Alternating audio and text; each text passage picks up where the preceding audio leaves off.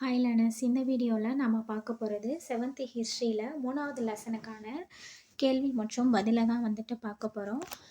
இதில் வந்துட்டு மொத்தம் எவ்வளோ கொஷின் எடுக்க முடிஞ்சுது அப்படின்னா கிட்டத்தட்ட ஒரு 183 கொஷின் வந்துட்டு எடுக்க முடிஞ்சுது. இதில் ஆல்ரெடி இந்த 7th ஹிஸ்ட்ரி ஃபஸ்ட்டு டேர்மில் வந்து நம்ம ஃபஸ்ட்டு 2 லெசன் வந்து பார்த்தாச்சு. இது வந்துட்டு தேர்ட் லெசன் என்ன அப்படின்னா தென்னிந்திய புதிய அரசுகள், பிற்கால சோழர்களும் பாண்டியர்களும். இதுதான் வந்துட்டு தேர்ட் லெசன். இதில் ஃபஸ்ட் கொஷின், தென்னிந்திய வரலாற்றில் பிரபலமான முடியாட்சி அரசுகளில் ஒன்று சோழர் அரசு. 2வது, சோழ அமைப்பு முறையில் விரிந்து காணப்பட்டது நீர்ப்பாசன அமைப்பு. 3வது, காவிரி ஆற்றின் கழிமுக பகுதியை மையமாக கொண்டு ஆட்சி செய்தவர்கள் சோழர்கள்.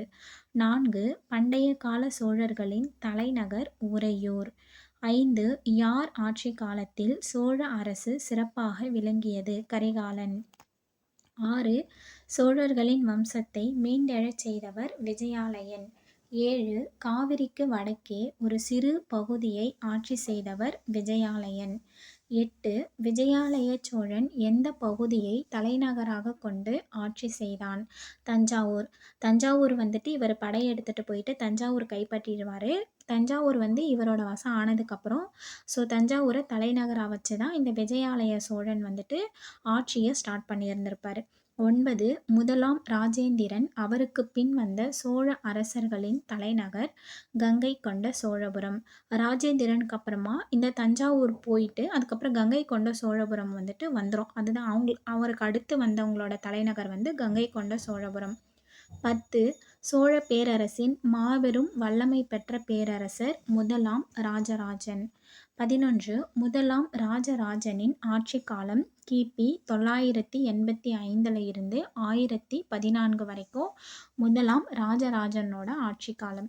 12, தென்னிந்தியாவின் பெரும் பகுதியின் மீது சோழர்களின் அதிகாரத்தை நிலைநாட்டியவர் யார் அப்படின்னா முதலாம் ராஜராஜன். 13, சோழர்களின் ஆட்சி மேலை கடற்கரையிலும் இலங்கையிலும் விரிவடைய காரணம் முதலாம் ராஜராஜனின் கப்பல் படையெடுப்புகள். 14, முதலாம் ராஜராஜன் தஞ்சையில் கட்டிய கோவில் பிரகதீஸ்வரர் கோவில். 15, ராஜராஜேஸ்வரம் கோவில் டேஷ் என்று அழைக்கப்படும் அப்படின்னா தஞ்சை பிரகதீஸ்வரர் கோவில். 16, முதலாம் ராஜராஜனின் மகன் முதலாம் ராஜேந்திரன். 17, முதலாம் ராஜேந்திரனின் ஆட்சி காலம் கிபி 1014 இருந்து 1044 வரைக்கும். 18, முதலாம் ராஜேந்திரன் அரியணை ஏறிய ஆண்டு கிபி 1023. 19, முதலாம் ராஜேந்திரன் தன்னை எவ்வாறு பிரகடனப்படுத்திக் கொண்டார்? கங்கை கொண்டான். 20, வட இந்திய போர்களில் வெற்றி பெற்றதன் காரணமாக முதலாம் ராஜேந்திரன் கட்டிய கோவில் கங்கை கொண்ட சோழபுரம். அந்த கங்கை கொண்ட பகுதியை கைப்பற்றினதுக்கு அப்புறமா தான் இவர் வந்துட்டு கங்கை கொண்டான் அப்படின்னு சொல்லி அவருக்கு அவரே வந்து பிரகடனப்படுத்திக்கிறாரு. இந்த இடம் கைப்பற்றினதுக்கு அப்புறமா தான் அந்த கங்கை கொண்ட சோழபுரத்தில் ஒரு கோவில் வந்துட்டு கட்டுறாரு. 21, முதலாம் ராஜேந்திரன் தனது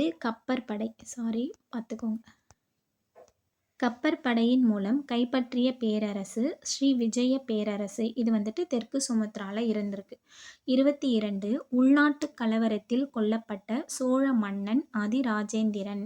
23, வீர ராஜேந்திரனின் மகன் அதிராஜேந்திரன். 24, விஜயாலயன் வழிவந்த சோழர்களில் கடைசி அரசன் அதிராஜேந்திரன்.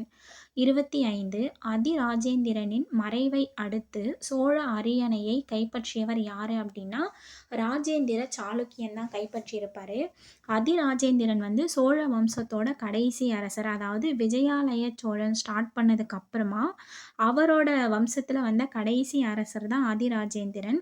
அப்போ இந்த ராஜேந்திர சாளுக்கியன் யாரு அப்படின்னா இவர் வந்துட்டு ஒரு சாளுக்கிய வம்சத்தை சேர்ந்தவர்.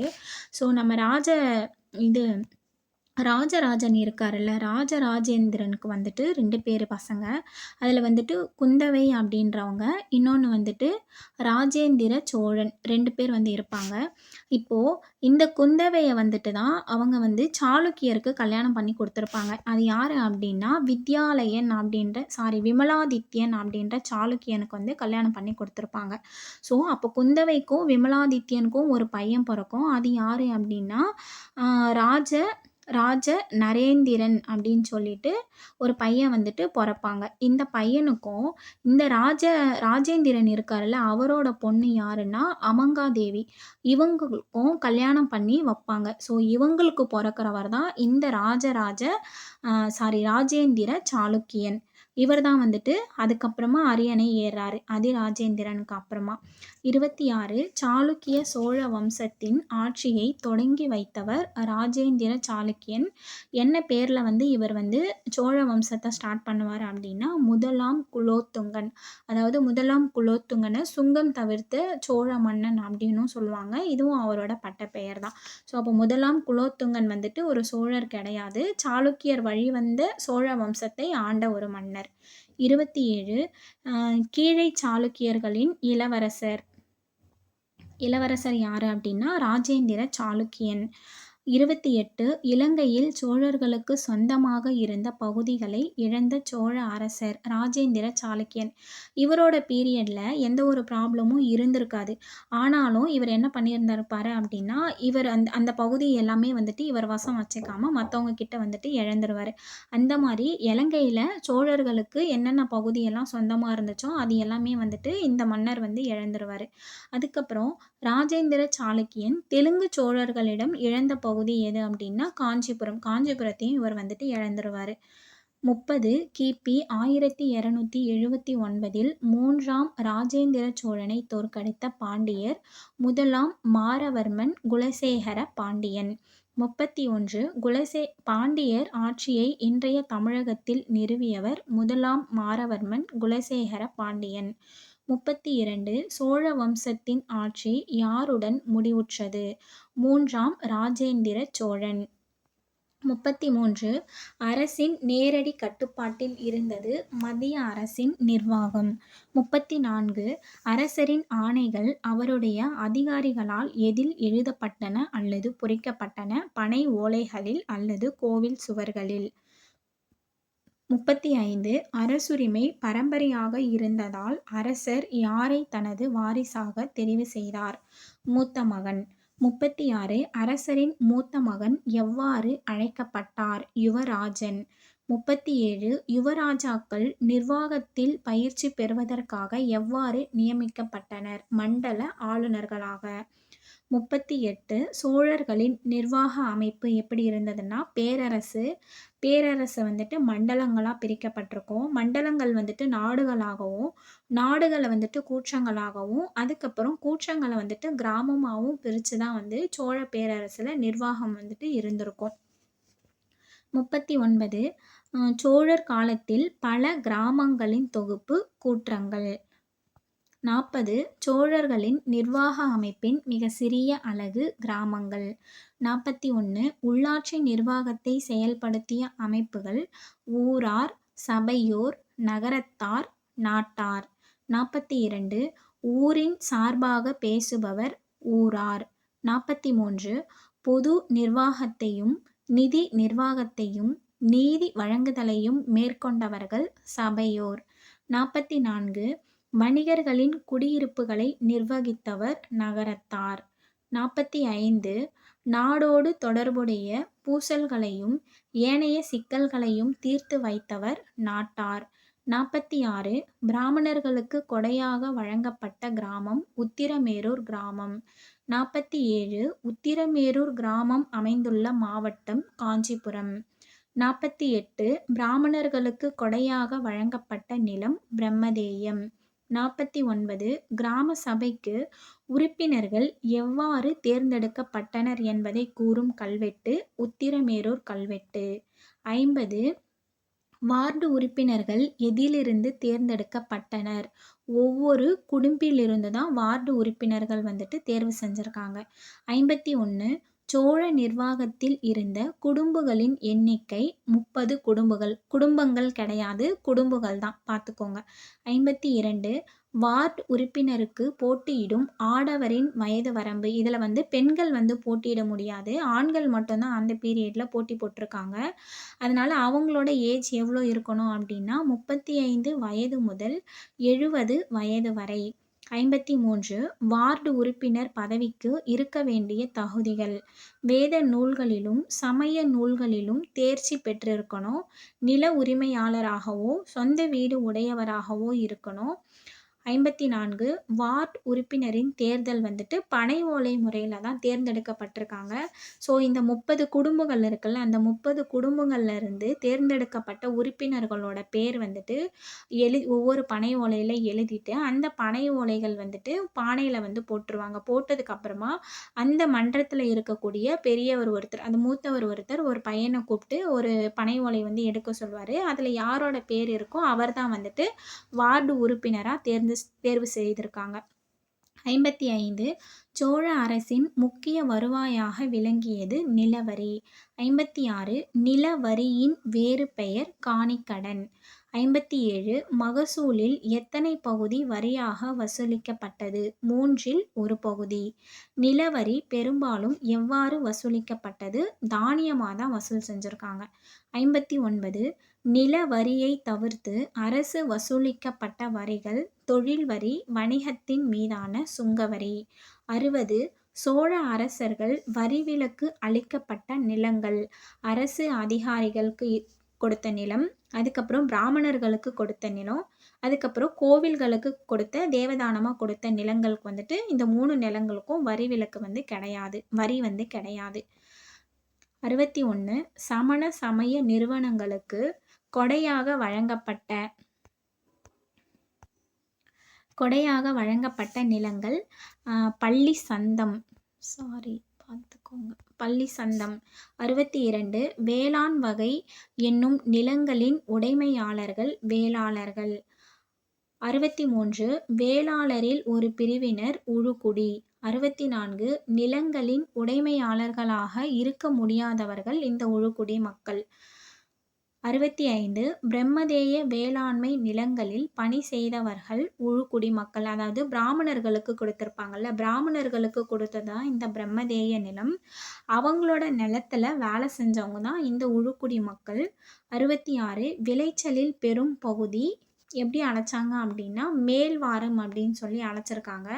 இந்த மேல்வாரத்தை நில உடைமையாளர்களும் கீழ்வாரத்தை விவசாயிகளும், அதாவது உழுக்குடி மக்களும் எடுத்துட்டு இருந்திருக்காங்க. 67 விளைச்சலில் மேல்வாரத்தை பெற்றவர்கள் நில உடைமையாளர்கள். 68 விளைச்சலில் சிறிய பகுதி கீழ்வாரம். 69 விளைச்சலில் கீழ்வாரத்தை பெற்றவர்கள் உழுகுடிகள். 70 சோழர் கால சமுதாயத்தில் கீழ்நிலையில் இருந்தவர்கள் அடிமை மற்றும் பணிசெய் மக்கள். 71 சோழர் கால சமுதாயத்தில் இடைமட்டத்தில் இருந்தவர்கள் போர் செய்வோர் மற்றும் வணிகர்கள். 72 நீர்ப்பாசனத்திற்கு முக்கியத்துவம் அளித்தவர்கள் சோழர்கள். இவங்களை தவிர்த்து பாண்டியர்களும் நீர்ப்பாசனத்துக்கு வந்துட்டு இம்பார்ட்டன்ஸ் கொடுத்துருப்பாங்க. 73 கங்கை கொண்ட சோழபுரத்தில் தடுப்பணையை உருவாக்கிய சோழ அரசர் முதலாம் ராஜேந்திர சோழன். 74 முதலாம் ராஜேந்திர சோழன் கங்கை கொண்ட சோழபுரத்தில் உருவாக்கிய தடுப்பணையின் நீளம் 16 மைல். 75 வடி வாய்க்கால்கள் எங்கு எவ்வாறு அமைக்கப்பட்டிருந்தன?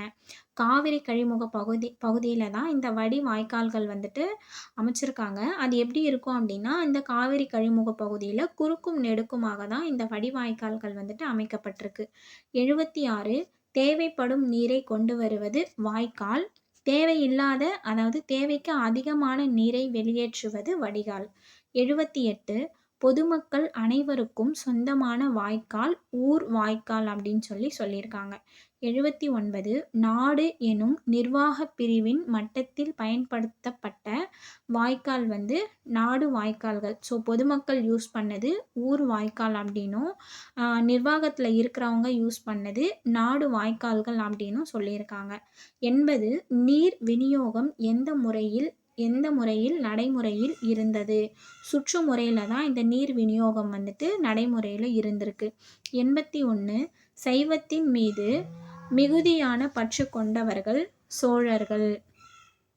82 சைவ அடியார்களான நாயன்மார்களால் பாடல்களாக இயற்றப்பட்டது எது அப்படின்னா சிவபெருமானோட திருவிளையாடல்கள். 83 நாயன்மார்களின் பாடல்களை தொகுத்தவர் நம்பியாண்டார் நம்பி. 84 நம்பியாண்டார் நம்பியால் தொகுக்கப்பட்டவை எவ்வாறு அழைக்கப்பட்டன? திருமுறைகள். 85 எண்ணாயிரம் என்னும் கிராமத்தில் வேத கல்லூரியை நிறுவியவர் முதலாம் ராஜேந்திரன். 86 எண்ணாயிரத்தில் நிறுவப்பட்ட வேத கல்லூரியில் இருந்த ஆசிரியர்கள் மற்றும் மாணவர்களின் எண்ணிக்கை 14 ஆசிரியர்களும் 340 மாணவர்களும் இருந்திருக்காங்க. 8000ஐ தொடர்ந்து வேத கல்லூரிகள் நிறுவப்பட்ட இடங்கள் புதுச்சேரியில் திருபுவனம் அப்படின்ற பகுதியிலையும் செங்கல்பட்டில் திருமுக்கூடல் அப்படின்ற பகுதியிலையும் இந்த வேத கல்லூரிகள் வந்து நிறுவியிருக்காங்க. எதை தொடர்ந்து இந்த கல்லூரிகள் இங்கே நிறுவப்பட்டுச்சுன்னா ஃபஸ்ட்டு அந்த 8000ல் நிறுவப்பட்ட வேத கல்லூரியை தொடர்ந்து தான் இந்த 2 இடத்துலையும் வந்துட்டு வேத கல்லூரிகள் நிறுவியிருக்காங்க. 88 திருபுவனம் மற்றும் திருமுக்கூடலில் வேத கல்லூரிகள் நிறுவப்பட்ட ஆண்டு கிபி 1048 திருபுவனத்திலையும் 1067 திருமுக்கூடல்லையும் இந்த வேத கல்லூரிகள் நிறுவியிருக்காங்க. 89 சோழர் காலத்தை சேர்ந்த உன்னதமான இலக்கியங்கள் பெரிய புராணம் கம்பராமாயணம். 90 சோழர் காலத்தில் வணிக நடவடிக்கைகளை மேற்கொண்டவர்கள் அஞ்சுவண்ணத்தார் மணிகிராமத்தார். 91 மேற்கு ஆசியர்கள்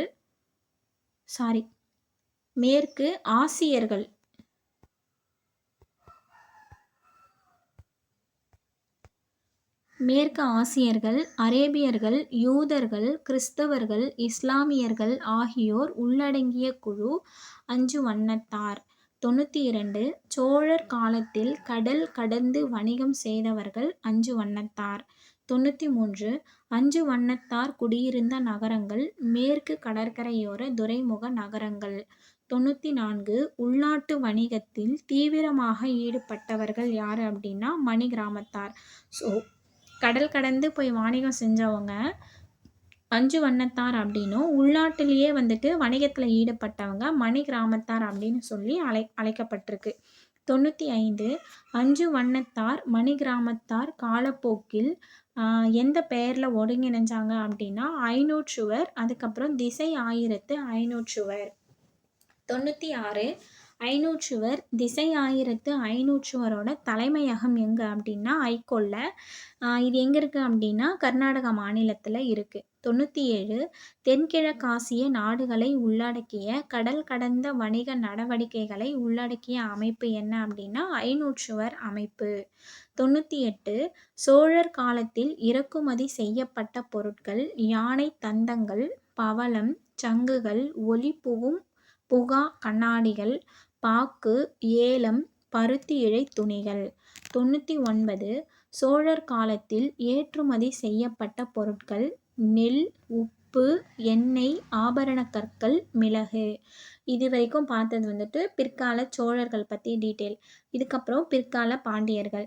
100 முத்து குளித்தலோடு தொடர்புடைய நகரம் எது அப்படின்னா கொற்கை.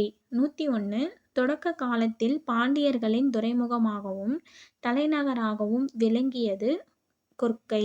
பாண்டியர்களின் பல பழமையான தமிழ் கல்வெட்டுகள் காணப்படும் இடம் மதுரை.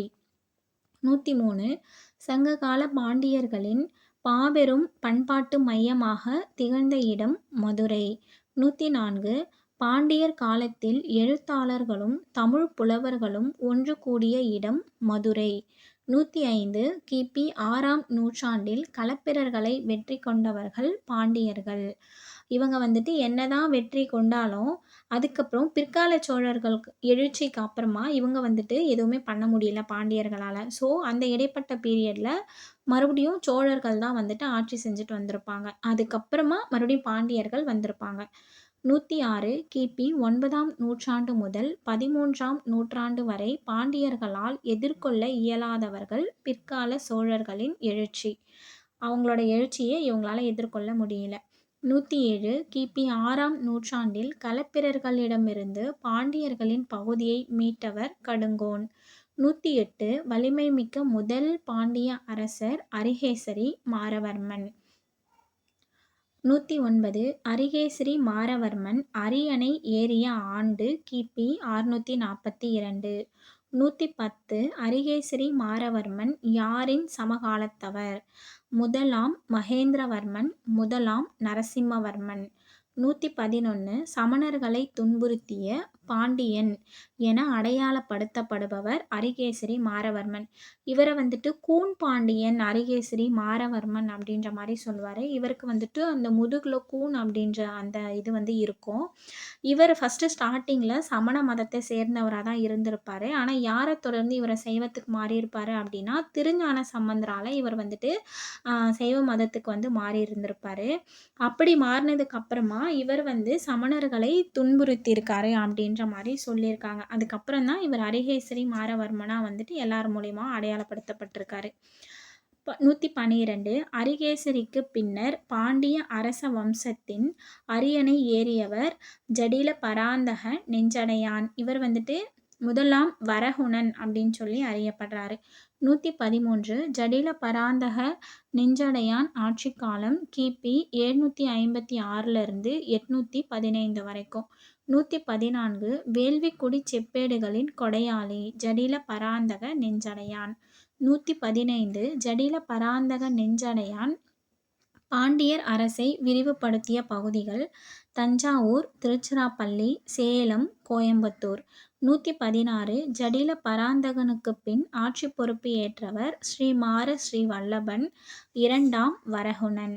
117 முதலாம் பராந்தகனிடம் தோல்வி அடைந்த பாண்டிய அரசன் இரண்டாம் ராஜசிம்மன். 118 இரண்டாம் ராஜசிம்மன் சோழ அரசரிடம் தோற்ற பின் நாட்டை விட்டு வெளியேறிய ஆண்டு கிபி 920. 119 பிற்கால பாண்டியர்களின் எழுச்சி காலம் கிபி 1190 1310. 120 விஜயாலயனின் வழிவந்த கடைசி சோழ அரசர் அதிராஜேந்திரன். 121 பாண்டியர்களின் முக்கிய துறைமுகமாக விளங்கியது காயல். 122 காயல் துறைமுகப்பட்டினத்திற்கு வருகை தந்த அயல்நாட்டு பயணி மார்கோபோலோ. 123 மார்கோபோலோ எந்த நாட்டை சேர்ந்தவர்? வெனிசு நாட்டை சேர்ந்தவர். 124 மார்கோபோலோ காயல் துறைமுகத்திற்கு எத்தனை முறை வந்தார்? 2 டைம் வந்து வந்திருப்பார். 125 மார்கோபோலோ காயல் துறைமுகத்திற்கு வந்த ஆண்டு கிபி 1288 ஒரு டைமும் கிபி 1293 ஒரு டைமும் ஆக மொத்தம் 2 டைம் வந்துட்டு இவர் காயல் துறைமுகத்திற்கு வந்திருப்பார். 126 காயல் துறைமுகம் அரேபிய சீன கப்பல்களால் நிரம்பி இருந்தது என்று குறிப்பிட்டவர் மார்கோபோலோ. 127 இரண்டாம் பாண்டிய பேரரசின் புகழ்பெற்ற அரசர் சடையவர்மன் சுந்தர பாண்டியன், அதாவது ஜடாவர்மன் அப்படின்னு இவர் சொல்லுவாங்க. சடையவர்மன் அப்படின்னு சொல்லுவாங்க, இல்லை ஜடாவர்மன் அப்படின்னு சொல்லுவாங்க. 128 சடையவர்மன் சுந்தர பாண்டியனின் ஆட்சி காலம் கிபி 1251 1268 வரைக்கும். 129 ஒட்டுமொத்த தமிழகத்தையும் தனது கட்டுப்பாட்டின் கீழ் கொண்டு வந்த பாண்டிய மன்னர் சடையவர்மன் சுந்தர பாண்டியன். 130 சடையவர்மன் சுந்தர பாண்டியனின் ஆட்சி விரிந்திருந்த பகுதி ஆந்திர மாநிலம் நெல்லூர் வரைக்கும் இந்த சடையவர்மன் சுந்தர பாண்டியனோட ஆட்சி வந்துட்டு பரந்து விரிந்திருந்திருக்கு. 131 சடையவர்மன் சுந்தர பாண்டியன் யாரை கட்டுக்குள் வைத்திருந்தார்? ஹொய்சாளர்கள். 132 சடையவர்மன் சுந்தர பாண்டியனுக்கு கப்பம் கட்டிய அரசர் மலைநாட்டு சேர அரசர். அவரோட நேம் வந்து மென்ஷன் பண்ணலை. 133 சுந்தர பாண்டியனை போருக்கு அழைத்த மாளவ பகுதியின் அரசர் வீர சோமேஸ்வரர். 134 சுந்தர பாண்டியன் வீர சோமேஸ்வரரை தோற்கடித்த இடம் கண்ணனூர். 135 சுந்தர பாண்டியன் தனது அதிகாரத்தை செலுத்திய அரசுகள் கடலூர், காஞ்சிபுரம், மேற்கு தமிழகத்தில் ஆற்காடு, சேலம் பகுதிகளை சேர்ந்த குறுநில தலைவர்கள். 136 சுந்தர பாண்டியனின்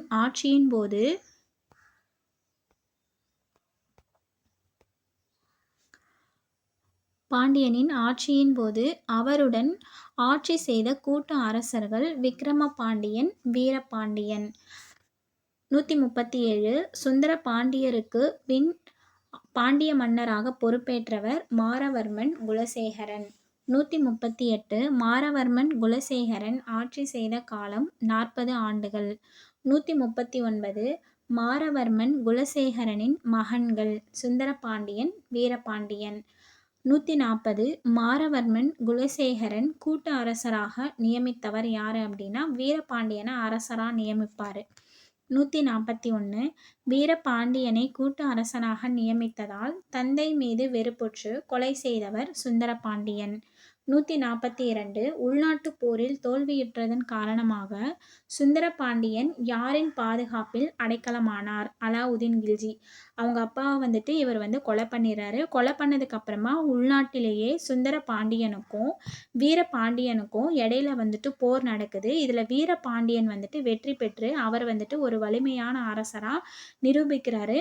அப்போ சுந்தரபாண்டியன் என்ன பண்ணுவார் அப்படின்னா அலாவுதீன் கில்ஜி கிட்ட அடைக்கலத்துக்கு போயிடுவார். இந்த மாதிரி இருக்குது, எனக்கு ஹெல்ப் பண்ணுங்க அப்படின்ற மாதிரி அலாவுதீன் கில்ஜி கிட்ட போயிடுவார். அதுக்கப்புறமா தான் இவங்க வருவாங்க. 143 அலாவுதீன் கில்ஜியின் படைத்தளபதி மாலிக் கபூர். 144 டெல்லி சுல்தானுக்கு கட்டுப்பட்ட முதல் முஸ்லிம் அரசு உருவாக்கப்பட்ட இடம் மதுரை. 145 பாண்டிய அரசர்கள் தலைநகருக்கு முன்னுரிமை அளித்த இடம் மதுரை. 146 மதுரை பொதுமக்களால் எவ்வாறு அழைக்கப்பட்டது? கூடல் நகர். 147 பாண்டிய மன்னர்கள் பாரம்பரியமாக எவ்வாறு மதிக்கப்பட்டனர்? கூடல் கோன், கூடல் காவலன். 148 இராணுவ ரீதியாக அண்டை நாடுகளை காட்டிலும் பாண்டியர்கள் ஓங்கி இருக்க காரணம் என்ன அப்படின்னா அவங்க கிட்ட இருந்த குதிரை படை தான் இதுக்கு ரீசன். 149 அரசர்கள் எதன்படி ஆட்சி செய்வதாக கூறினார்? மனு சாஸ்திரத்தின் படி. 150 சமூகத்தில் இருந்த ஏற்றத்தாழ்வுகளை நியாயப்படுத்தியது மனு சாஸ்திரத்தின் கோட்பாடு.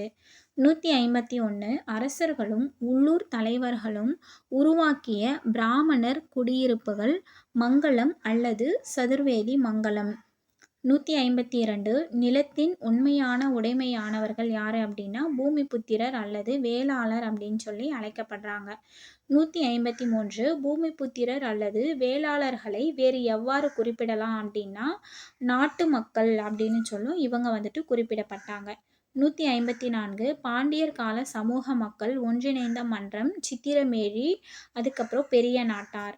155 அரசின் ஆணைகளை நடைமுறைப்படுத்திய குழு அதிகாரிகள் குழு. 156 பாண்டியர் காலத்தில் பிரதம மந்திரி எவ்வாறு அழைக்கப்பட்டார்? உத்திர மந்திரி.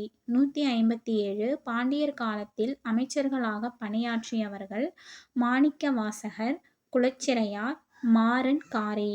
158 பாண்டியர் கால அரசு செயலகம் என்ன அப்படின்னா எழுத்து மண்டபம் அப்படின்னு சொல்லி அழைக்கப்பட்டது.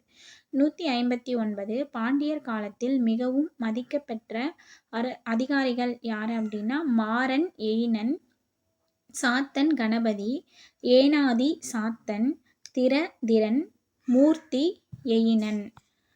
160 பாண்டியர் காலத்தில் படைத்தளபதிகளின் பட்டங்கள். பள்ளி வேலன், பராந்தகன் பள்ளிவேலன், மாறன் ஆதித்யன், தென்னவன் தமிழ்வேல். 161 பாண்டியர்களின் நிர்வாக பிரிவுகள்.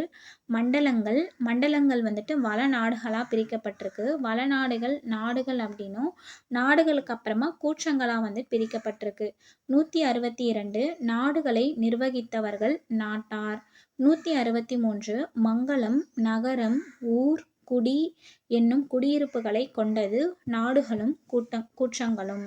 164 பாண்டியர் கால கிராம நிர்வாகத்தை பற்றி விளக்கும் கல்வெட்டு மானூர் கல்வெட்டு திருநெல்வேலியில் இருக்கு. 165 திருநெல்வேலி மானூர் கல்வெட்டு எந்த ஆண்டு சேர்ந்தது? கிபி 800ஆம் ஆண்டு.